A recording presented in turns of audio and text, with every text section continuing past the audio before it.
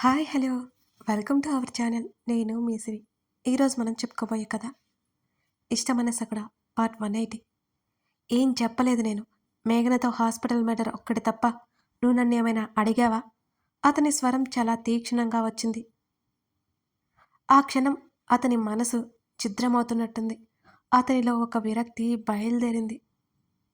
ప్రణతి పంపిన ఏవో ఫోటోలు వీడియోలు చూసి ఆమె ఇంత ఊహించిందంటే అతను నమ్మలేకపోతున్నాడు. అక్కడ ఉంది తన ధరణి కాదని అతనికి అనుమానం వస్తోంది. నిన్నే అడుగుతున్నాను.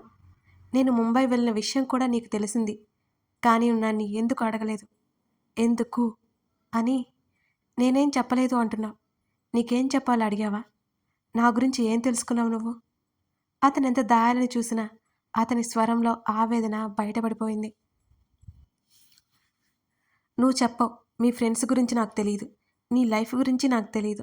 నువ్వు నాకేం చెప్పలేదు అని ఆమె అంటుంటే, నువ్వు నన్ను అడిగావా? అడిగాను. ఎప్పుడు అడిగావు? హాస్పిటల్లో ఉన్నప్పుడు అడిగావు అంటూ తీక్షణంగా చూశాడు ఆమె వైపు. ఆమె చూపులు నెమ్మదిగా పక్కకు వాలాయి. ఆమెకి ఇప్పుడు ఎందుకో ధైర్యం సరిపోలేదు. ఎందుకు? ఎన్నిసార్లు చెప్పాను నీకు మేఘన ఫ్రెండ్ మాత్రమే అని అని అన్నాడతను. అదే నువ్వు నన్ను మోసం చేశావు. మేఘన గురించి నా దగ్గర దాచావు. నీ తొలి ప్రేమ అని ఆమెతో నీ లైఫ్ షేర్ చేసుకోవడం అన్నీ దాచావు. ఆమె మళ్ళీ తల పట్టుకుని ఏడ్చింది అతనితో ఓవైపు మాట్లాడుతూనే. మేఘన నా తొలి ప్రేమని నీకెలా తెలుసు అని అడిగాడు. ఆమె అతని నుంచి దూరం జరిగి పైకి లేచింది. అతను అసహనంగా తల విదిలించి ఆమె చేసేది చూస్తూ పైకి లేచాడు. ఆమె ఎక్కడో దాచిన డైరీ తీసుకొచ్చి అతను ముందు పెట్టింది. అది అతను అందుకున్నాడు. సరిగ్గా పావుగంట తర్వాత ఆ డైరీని ఎంతో నిర్లక్ష్యంగా పట్టుకొని, "మ్మ్, ఇది చూసి నమ్మేశావు. వావ్" అంటూ ఒక్కసారిగా నేలకేసి విసిరి కొట్టాడు అతను. ఇది అసలు మేఘన రైటింగ్ కాదు. అతనిలో ఒక్కసారిగా ఆవేశం పొంగుకొచ్చినట్టు గట్టిగా అరిచాడు. ఆమె అప్రయత్నంగా ఒక అడుగు వెనక్కి వేసింది వణికిపోతూ. అతడు 2 అడుగులు ముందుకు వేసి ఆమె రెక్క పట్టుకుని, ఇది ప్రణతి రాసింది, అర్థమైందా? ప్రణతి అని మరింత గట్టిగా అరచి చెప్పి, నీకు తనే ఇచ్చింది కదా డైరీ అని అడిగాడు. ఆమె అవునన్నట్టు చూసింది. నేను ఎప్పుడు చెప్పేది ఇప్పుడు చెప్తున్నాను విను. మేఘన నాకు ఫ్రెండ్ అర్థమైందా? ఫ్రెండ్ మాత్రమే అని ఊపిరి పీల్చుకుంటూ చెప్పాడు బలంగా అతను. మరి అలాంటప్పుడు తను నీతో ఎందుకు క్లోజ్గా ఉంది? తనను నువ్వు ఎందుకు పేంపర్ చేస్తున్నావు? తను ప్రెగ్నెంట్ అయింది నీ వల్ల కాదా? ఆ చివరి మాట ఆమె గొంతు పూడుకుపోయింది. అతని చెయ్యి ఆమె గొంతు పట్టుకుపోయి చివరి క్షణంలో ఆగింది. జై షడప్ అని మరింత ఆవేశంగా అరిచి ఆమె చుట్టూ చేసి మరింత దగ్గరికి గాఢంగా హత్తుకున్నట్టు పట్టుకొని, నేను ఫస్ట్ ముద్దు పెట్టుకుంది నిన్ను, హత్తుకుంది నిన్ను, ఇష్టపడింది నిన్ను, ఫస్ట్ బెడ్ షేర్ చేసుకుంది నీతో. లవ్ లస్ట్ అన్నీ నీ మీదే. అర్థమవుతుందా? నా ప్రతి ఫీలింగ్ నీ దగ్గరే బయటపడింది. నేను నీ దగ్గర ఎప్పుడూ నటించలేదు. ప్రేమలో నటించలేదు, కోపంలో నటించలేదు, విసుగులో నటించలేదు, దేంట్లో ఇక నటించలేదు అంటూ ఆమెను విసురుగా వదిలేశాడు. మేఘన అంటున్నావు కదా? మేఘనతో హాస్పిటల్కి ఎందుకు వెళ్ళాను? మేఘనకి అవసరమైనప్పుడు ఎందుకు వెళ్ళాను అంటూ ఆమెను ఒక పక్క నుంచి హత్తుకొని, ఇదే కదా నువ్వు అనుకునే పేంపర్? ఇలాగే హర్షని హత్తుకుంటాను, ఇలాగే వేదని హత్తుకున్నాను, ఇలాగే రాజేష్ గారిని హత్తుకున్నాను, ఇలాగే నా అత్తయ్యని, నా తల్లిని, నా తండ్రిని హత్తుకున్నాను. ఆ మాటలు చెప్పేటప్పుడు అతని స్వరం వణికింది. అర్థమవుతుందా? మేఘనతో తిరగడానికి వెళ్ళలేదు. అలాగే నువ్వు అనుకుంటున్నట్టు ఆమెతో ఏదో చేయడానికి నేను వెళ్ళలేదు. తను హార్ట్ పేషెంట్. తనకి హార్ట్ ట్రాన్స్ప్లాంటేషన్ ఉంది, సర్జరీ ఉంది. అర్థమవుతుందా? తను భయపడుతోంది, ప్రాణాలు పోతాయని భయపడుతోంది. బెస్ట్ హాస్పిటల్ కోసం తనని ముంబై తీసుకెళ్ళాను. ఆ రోజు హాస్పిటల్ తనతో పాటు ఉండడానికి కారణం కూడా అదే అని అతను ఆమెను వదిలి అసహనంగా ముఖం పక్కకి తిప్పుకొని మరోసారి కళ్ళు మూసుకున్నాడు. ఒక దీర్ఘమైన నిట్టూర్పు వదిలాడు. అతని గొంతు పట్టేసినట్టయింది. బలవంతంగా ఒక గుటక వేసి తన్ని తను సముదాయించుకున్నాడు. 90% మేఘన చచ్చిపోతుంది, అర్థమవుతుందా? 10% మాత్రమే తనకి బ్రతికే ఛాన్స్ ఉంది. ఇదంతా నీకు తెలిస్తే నీ సెన్సిటివ్ బ్రెయిన్తో అదే బ్రెయిన్లో పెట్టుకొని ఆలోచిస్తావని నీతో చెప్పలేదు. అసలు మేఘన ఎవరో కూడా నీకు తెలియదు. అది నీ బుర్రకి ఎక్కించి డిస్టర్బ్ చేయాలని నేను అనుకోలేదు. ఆ మాటలు చెప్తూనే అతను చప్పున వెనక్కి తిరిగిపోయాడు. నడుం మీద 2 చేతులు పెట్టుకొని అతను ఆ ఎమోషన్‌ని కంట్రోల్ చేసుకోవడానికి చాలా ప్రయత్నం చేస్తున్నాడు. అతను వేగంగా గాలి పీల్చుకోవడం, వదలడం తెలుస్తూనే ఉంది ఆమెకి. అతను చెప్పే మాటలు ఆమె బొమ్మలా వింటోంది. అతను మరో 2 నిమిషాలకు ఆమె వైపు తిరిగాడు. అతని కళ్ళు మరి కాస్త ఎర్రగా మారిపోయాయి. అది కోపంతో అయితే కాదు. ధరణి ఏదో నమ్మేసి డిప్రెషన్ స్టేట్‌లో ఇలా అయిపోయిందని అతను ఇంతవరకు అనుకున్నాడు. కానీ ఎన్నాళ్ళ నుంచో ఆమె ఇలా అనుమానపడుతోందని అతనికి అర్థమవుతోంది. అతని గుండెను ఇనుపచువ్వ గుచ్చుకున్న ఫీలింగ్ కలిగింది. నువ్వు అని ఒక్క క్షణం ఆగి ఆమె వైపు చూపుడు వేలు పెట్టి చూపిస్తూ, నువ్వు నా ధరణి కాదు, కానే కాదు, నా ధరణికి పడ్డం చేత కాదు అని డివోర్స్ ఇస్తావో ఏమి ఇస్తావో ఇక నీ ఇష్టం అని అతను ఆ గదిలో నుంచి చప్పున బయటికెళ్ళిపోయాడు. అతను వెళ్ళిన మరో 2 నిమిషాలకు ధరణి శరీరం నెమ్మదిగా నేల మీదకి జారిపోయింది. వేదా, ఇప్పుడు నేను అడిగేవాడికి నువ్వు సమాధానం నెమ్మదిగా ఆలోచించుకొని చెప్పు అని అన్నాడు గగన్. తర్వాత మాట్లాడదాం కానీ నువ్వు ముందు బయటికి రా. గగన్ ముఖం తేడాగా అనిపించడంతో అతని భుజం మీద చేయి వేసి పిలిచాడు హర్ష. నేను బానే ఉన్నాను, నువ్వు చెప్పు వేదా అని అన్నాడు గగన్. ఆమె హర్ష వైపు చూసింది. ఆమె కళ్ళు దించుకుంది నెమ్మదిగా. నువ్వు బయటికి వెళ్ళరా అన్నాడు. నేనెందుకు వెళ్ళాలి, నా ముందే మాట్లాడు అన్నాడు హర్ష. వేదని సీరియస్గా చూశాడు హర్ష. నువ్వు బయటికి పో అతని వైపు చూడకుండానే మరింత సీరియస్గా చెప్పాడు గగన్. హర్ష బయటికి వెళ్ళిపోయాడు. ఇప్పుడు చెప్పు వేద, ఏమైంది? నాకు చాలా ముఖ్యమైన పనులున్నాయి, త్వరగా మాట్లాడితే నేను వెళ్ళిపోవాలి అని అన్నాడు గగన్. అది అది మీరు నన్ను తప్పుగా అనుకోవద్దు. వేద చెప్తుంటే అలాగే ఆమె బెడ్ పక్కన కుర్చీలో కూర్చుని ఆమె చేతిని పట్టుకొని, నువ్వు నా ఫ్రెండ్వి వేద, నేనెందుకు తప్పుగా అనుకుంటాను నిన్ను? అసలు నువ్వెందుకు స్టార్టింగ్లో అలా బిహేవ్ చేసావో నాకు రీజన్ తెలియాలి అని అన్నాడు అతను. ఆమె ఇంతసేపు అలా నాంచుతుంది అంటే ఖచ్చితంగా ఏదో ఉంది. అతనికి అర్థమైంది. అంటే తన అనుమానం నిజమే. నేను నేను స్పృహలోకి వచ్చేటప్పటికి నువ్వు నేను ప్రేమించిన వ్యక్తిని నాకు అనిపించింది అని వేద అనగానే అతను నిశ్చేష్టుడై చూశాడు. అతను ఆమెను ప్రశ్నించబోయి చివరి క్షణంలో తమాయించుకున్నాడు. అలా నాకెందుకు అనిపించిందో నాకు తెలీదు. నా చెవుల్లో ఎవరో ఈ మాట పదే పదే చెప్పినట్టుంది. హర్ష నా శత్రువు అన్నట్టు నాకు అనిపించింది. నువ్వు నా ప్రియమిత్రుడని నాకు అనిపించింది. హర్ష మనల్ని విడదీశారని నాకు ఎవరో చెబుతూ ఉన్నారు. నాకు హర్షని చూడగానే విపరీతమైన కోపం వచ్చింది. మనల్ని విడదీసి అతను నన్ను పెళ్లి చేసుకున్నాడని నాకు తెలుస్తోంది. నువ్వు గత్యంతరం లేక ఎవరో అమ్మాయిని పెళ్లి చేసుకున్నావు. ఇవే నాకు అనిపిస్తూ ఉన్నాయి. పదే పదే నా కళ్ళ ముందు అలాంటి దృశ్యాలు కనిపిస్తూ ఉన్నాయి. వేద ఎటో చూస్తూ అన్నీ గుర్తు చేసుకోవడానికి ప్రయత్నం చేస్తూ అతనితో చెబుతోంది. ఆమె చెప్పే మాటలు వింటుంటే అతనికి మతిపోయినట్టే ఉంది. వేద, ఏంటి నువ్వనేది? అవును గగన్, ఇలాగే నాకు అనిపిస్తోంది నాకు. కానీ హర్ష నా హస్బెండ్, నువ్వు నా ఫ్రెండ్, ఇదే నాకు నేను చెప్పుకుంటూ వచ్చాను. అందరూ నాతో అదే చెప్తున్నారు. అంటే నేనే పొరపాటు పడ్డాను.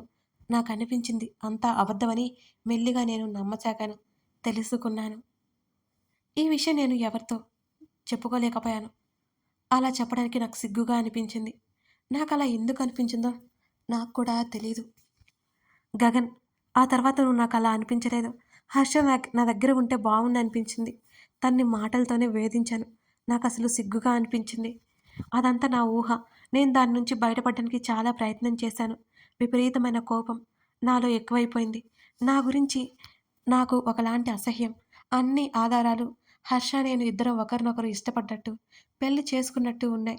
నేను తన్ని ఎంతగానో ఇష్టపడి పెళ్లి చేసుకుంటున్నట్టు మేఘన కూడా నాతో చెప్పింది. కానీ నాకు ఇలాంటి ఆలోచనలు ఎందుకు వచ్చాయో అర్థం కాలేదు. అసలు తెలియట్లేదు. మొత్తానికి నేను దాని నుంచి బయటపడ్డాను. ఇదంతా హర్షతో చెప్పాలని చాలాసార్లు నేను ప్రయత్నించాను. కానీ తను అసహించుకుంటాడేమోనని నాకు భయం వేసింది అని వేద చెప్తుంటే గగన్ చేతులు అతని మొహం మీదకి చేరిపోయాయి. గగన్ ఫోన్ నుంచి ఆ మాటలు వింటున్న హర్ష హతాశుడై వింటుండిపోయాడు. వేద ఏడుస్తూ ఒట్టు వేసి చెప్తున్నాను గగన్. అప్పుడు నాకు అలా అనిపించింది. ఆ తర్వాత ఏ ఒపీనియన్ లేదు నాకు. హర్ష నా భర్త అని నా మనసు చెబుతోంది. నాకు ఇష్టం ఏర్పడుతోంది. తను ఏమైనా అనుకుంటాడేమోనని నాకు చాలా భయం వేస్తోంది. ఆమె ఏడుస్తూ చెప్తుంటే అతడు దీర్ఘంగా నిట్టూర్చి, వేద, నీ మాటల్లో నాకు నిజాయితీ తెలుస్తుంది. నిజాయితీగా ఉన్నాం కాబట్టే ఇదంతా చెప్పగలిగావు నువ్వు అని అంటూ, వాడేమి నిన్ను తప్పు పట్టడు. ఎందుకంటే వేద ఏంటో వాడికి తెలుసు. వేదకి హర్ష తప్ప వేరే ప్రపంచం లేదని కూడా వాడికి తెలుసు. నువ్వు ఏడవకు, సరేనా? నువ్వు భయపడకు, అస్సలు టెన్షన్ పడకు, వదిలే ఆ విషయాలన్నీ అని గగన్ చెప్తుంటే ఆమె తల ఊపింది. అతను అక్కడి నుంచి లేచి బయటకు వచ్చాడు. విన్నావు కదా, ఇది జరిగింది. ఏదో పెద్ద తప్పు జరిగింది హర్ష అని అన్నాడు గగన్. అంటే ఏం చెప్తున్నావు నువ్వు? హర్ష అయోమయంగా అడిగాడు. తన మైండ్తో గేమ్ ఆడడానికి ట్రై చేశారు ఎవరో. ఇది నా అనుమానం అని గగన్ హర్షతో మాట్లాడుతుండగానే అతనికి ధరణి గుర్తుకొచ్చింది. ధరణి ఇలాంటి కారణాలు చెప్పలేదంటే అది ధరణిలో కలిగిన అనుమానమే. ఎవరో పుట్టించింది కాదు. ప్రణతి ఏదో చెప్తే ధరణి నమ్మేసింది. అతని మనసు మళ్ళీ నల్లటి మేఘాలు కప్పేస్తుంటే కష్టంగా అదుపు చేసుకుని హర్ష వైపు చూశాడు గగన్. గగన్ మాటలు వింటుంటే హర్ష నిర్వీణ్యుడైపోయినట్టున్నాడు. అంటే ఇదంతా తను కోమాలో ఉన్నప్పుడు ఏదైనా జరిగి ఉండొచ్చు. ఇదంతా నా అనుమానం మాత్రమే. నువ్వు ఎంక్వైరీ మొదలుపెట్టు అని అతనితో చెప్పి గగన్ హర్ష పిలుస్తున్నా వినకుండా బయటకొచ్చాడు. అతను కారు డ్రైవ్ చేసుకుంటూ బయలుదేరాడు ఇంటికి. ధరణికి కూడా ఇలాంటిదేమైనా జరిగి ఉంటుందా? మళ్ళీ అవే ఆలోచనలు అతనిలో. అయినా ఆమెకి సైకియాట్రిస్ట్ దగ్గర ట్రీట్మెంట్ కూడా ఇప్పించాడు తను. ఆ రోజు అతను ఆమె ట్రాన్స్లోకి తీసుకెళ్ళినప్పుడే ఇలాంటివి ఉంటే బయటపడ్డాయి కదా. మరి ఎందుకు ఇలా ఏం కాలేదు? కానీ అలాంటివి ఏమైనా ఉన్నట్టు ధరణి తనతో ఏం చెప్పలేదే. అతను ఛాన్స్ తీసుకోవాలి అని అనుకోలేదు. ఆమె మీద కోపం మాత్రం చాలా ఉంది. ఇప్పుడు అతను ఆమెతో మాట్లాడి తెలుసుకోవాలి అనుకుంటున్నాడు గగన్. అతని కారుని ఇంటి వైపుకి మళ్లించాడు. అప్పుడే అతనికి అన్నోన్ నంబర్ నుంచి ఫోన్ కాల్ వచ్చింది. కారు వేగం తగ్గించి కాల్ లిఫ్ట్ చేశాడు గగన్. ఎవరిదో నవ్వు వినిపిస్తోంది. ఆ గొంతు ఎవరిది అతనికి అర్థం కాలేదు. Who are you? అతను ముఖం చిట్లించి అడిగాడు. మళ్ళీ ఆ భయంకరమైన నవ్వు రాబోయే పెను తుఫాని త్వరలోనే తీసుకురాబోతున్నట్టుంది. అప్పుడే మర్చిపోయావా మిస్టర్ గగన్ అని గట్టిగా నవ్వాడు. అది నరేన్ ఫాదర్ మినిస్టర్ గొంతని గగన్ గుర్తుపట్టి మౌనంగా ఉన్నాడు. నా కొడుకు చావుకి కారణమైన నీ స్నేహితుడిని నిన్ను వదిలిపెట్టను అని అన్నాడు. ఏయ్ ముసలాడా, ఎందుకు ఫోన్ చేశావో చెప్పి తగలడు అతను విసుక్కున్నాడు. నిన్ను చూస్తుంటే నాకు ముచ్చటేస్తుంది తెలుసా. ఇంత తెలివిగా ఎలా పుట్టావు? నా నుంచి నీ ఫ్యామిలీని, నీ ఫ్రెండ్ ఫ్యామిలీని బాగా కాపాడుకుంటున్నావు. Very good. కానీ ఎంత తెలివైన వాడైనా, ఎంత ధైర్యవంతుడైనా అప్పుడప్పుడు ఏమరపాటుగా ఉంటాడు. నువ్వు కూడా అలాగే నా చేతుల్లో బలైపోతున్నావే అని దీనంగా అన్నాడు. పైత్యం ఎక్కువైతే ఇలాంటి మాటలు వస్తాయి. నోరు మూసుకొని ఫోన్ పెట్టే అని గగన్ చిరాగ్గా అన్నాడు. అరెరే, నీ ఫ్రెండ్ ఇంటి నుంచి ఎక్కడికో బయలుదేరినట్టున్నావు. చాలా టెన్షన్తో ఉన్నట్టున్నావు. నీ భార్య గురించి కంగారు పడుతున్నావా? కాల్ కట్ చేయబోతున్న గగన్ ఆ మినిస్టర్ చివరి మాటలకి ఆగిపోయాడు. ఏం వాగుతున్నావురా అని అరిచాడు. నీకు ఇంకా విషయం తెలియదు కదా, ఇంకాసేపట నీ పెళ్ళాం చస్తుంది అని గట్టిగా నవ్వాడు ఆ మినిస్టర్. ఒక్కసారిగా కారు బ్రేకు పడింది. చంపేస్తా నిన్ను, గగన్ ఆవేశంగా అరిచాడు. తన మరో ఫోన్తో వెంటనే తండ్రికి డయల్ చేశాడు అతను. ఏంటి సైలెంట్ అయ్యావు? ఎంక్వైరీ చేసుకుంటున్నావా? నీ పెళ్ళాం నీ ఇంట్లోనే ఉంది కానీ చస్తుంది ఆ మినిస్టర్ మాట్లాడుతుంటే. కానీ అతని కారు వేగం పెంచాడు.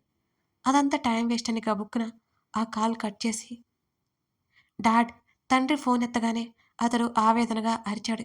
ఏంటి గగన్, ఏమైంది? ధరణి, ధరణి, మీరు ఇమీడియట్గా ధరణి దగ్గరికి వెళ్ళండి అతను గట్టిగా అరిచాడు. అతని స్వరంలో చెప్పలేనంత భయం, కంగారు కనిపిస్తున్నాయి ప్రకాష్కి. ఏమైంది గగన్ అని మళ్ళీ అడిగాడు. డాడ్ తను డేంజర్లో ఉంది, ప్లీజ్ ముందు మీరు వెళ్ళండి, నేను వస్తున్నాను, హరీ అప్ అని అరిచాడు గగన్ మళ్ళీ. గగన్, ధరణి బాగానే ఉంది, నిద్రపోతుంది, కంగారు పడుకో అని ప్రకాష్ సర్ది చెప్పాడు. డాడ్ తనని లేపండి, మీరు 1 సెకండ్ కూడా పక్కకి వెళ్ళొద్దు అని గగన్ చెప్తుంటే, గగన్ సేఫ్గా డ్రైవ్ చేయి, మేమందరం ఉన్నాం మీ మామ అత్తయ్య కూడా ఇక్కడే ఉన్నారు. అర్థమవుతుందా? టెన్షన్ పడకు. నేను కాల్ కట్ చేస్తున్నాను అని అన్నాడు ప్రకాష్. ఓకే డాడీ, నేను వస్తున్నాను. మీరు ఎట్టి పరిస్థితుల్లో తన్ని వదిలి వెళ్ళొద్దు అని గగన్ మరోసారి మరీ చెప్పాడు. అతను డ్రైవ్ చేస్తుండగానే అతని కారుని వెనక నుంచి ఏదో డాష్ ఇచ్చింది. ఒక్కసారిగా అతని కారు రోడ్డు నుంచి పక్కకెళ్ళిపోయింది. ఆ సంఘటన ఊహించని అతను కారుని కంట్రోల్ చేయడానికి ప్రయత్నించాడు. కారు బ్రేకు ఫెయిల్ అయ్యాయని అతనికి అనిపిస్తోంది. అతను తన శక్తినంతా కూడగట్టుకుని స్టీరింగ్ జాగ్రత్తగా తిప్పుతున్నాడు. మరోసారి ఏదో పెద్ద వాహనం అతని కారుని మళ్ళీ డాష్ ఇచ్చింది. అతని చేతిలో నుంచి స్టీరింగ్ జారిపోయి అతని తల పక్కకు పడిపోయింది. అతను ఫోన్ని హ్యాండిల్ చేయడానికి ప్రయత్నం చేస్తున్నాడు. ఆలోపే అతని కారు అదుపు తప్పింది. కథ కొనసాగుతోంది. అంతేకాకుండా ఈ ఎపిసోడ్‌తో మీకు కొన్ని అనుమానాలు క్లియర్ అయ్యాయనే అనుకుంటున్నాను. Thank you for watching this video.